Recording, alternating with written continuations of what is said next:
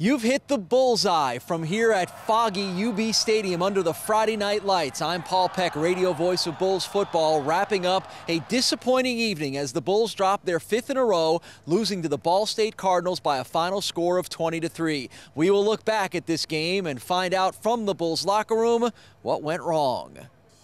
Only the tough survive through adversity, and that's what we're going through now. Like I said, we know we're a great team. We just got to show it, go out there, don't beat ourselves. No excuses, no one's pointing fingers, and we just got to continue to move forward and continue to work hard. I'm going to find another way to get it at, get this team to play at the highest level against Eastern Michigan. And I'm not going to get through anything. I'm going to get through the next moment and get this team ready to play. And the next game is going to be the most important.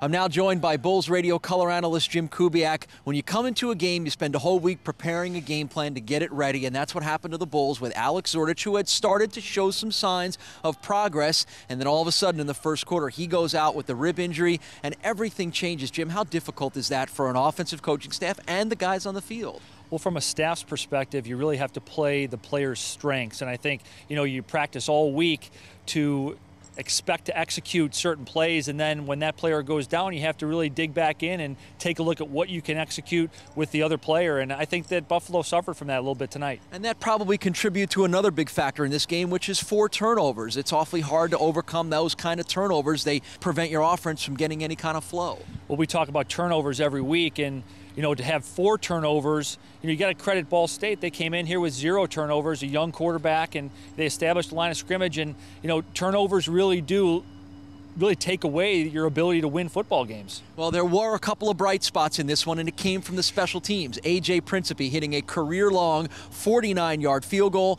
and punter Jake Shum with a 45-yard per kick average. Those guys shined here under the lights. Well, great kick in the first quarter for Buffalo to take the lead, and punting, that's been kind of a sore spot for Buffalo early on in the season, and he's really done a nice job and picked up his average and really helped his special teams of Buffalo. You've been in a few locker rooms where a season wasn't going the way you would hope. Jeff Quinn's words after the game was, we just have to keep fighting. I mean, those are words, but how do you take those from words to an actual display on the field for the final 2 games? Well, I love his leadership. Just listening to his post-game comments, everyone is in the same boat together. It's kind of like being in the Navy, Paul. Everybody's in the same ship, and everyone has to pull together.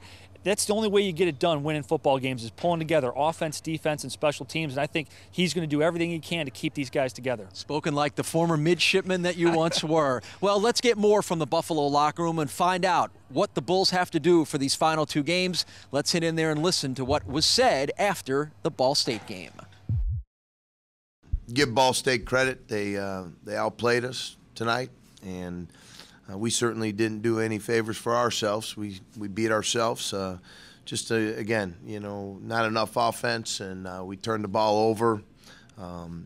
We lost some key players, one of them in our quarterback that, I think, had an effect in terms of this game. It obviously bothers me and our entire football program to be in this position. So, we're going to give them 24 hours. We're going to get ourselves back into preparation for Eastern Michigan and try to move this football program forward, which has been tough. It's really not about me. It's not about Zordich. It's not about Dennison. It's not about Tyler, Rudy, or Corey. But but we all are quarterbacks. We all are leaders of the team. Everyone looks up to us, and when we're having up and down days, and when we're down, our teammates pick us up and make sure we're good. But just quarterbacks, you just got to be mentally locked in. You got to be a leader.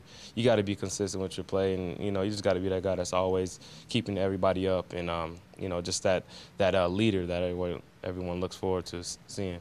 The younger guys, they're looking at me. They're looking at the other seniors, Dom, Justin.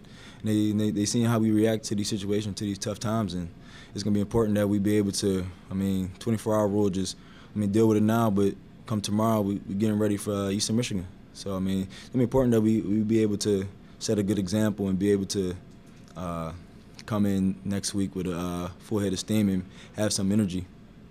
These guys go out every day and they practice hard, and I'm going to continue a clear and consistent message, as the head football coach. These are tough times, And, you know, and certainly nobody cares more about these young men than myself and our coaching staff. And we're going to keep believing in them. We're going to keep coaching them. We're going to keep showing them that we care.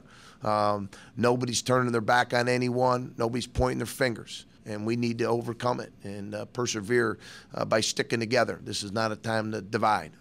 And I'm just not going to allow it. And our kids are not going to allow it either.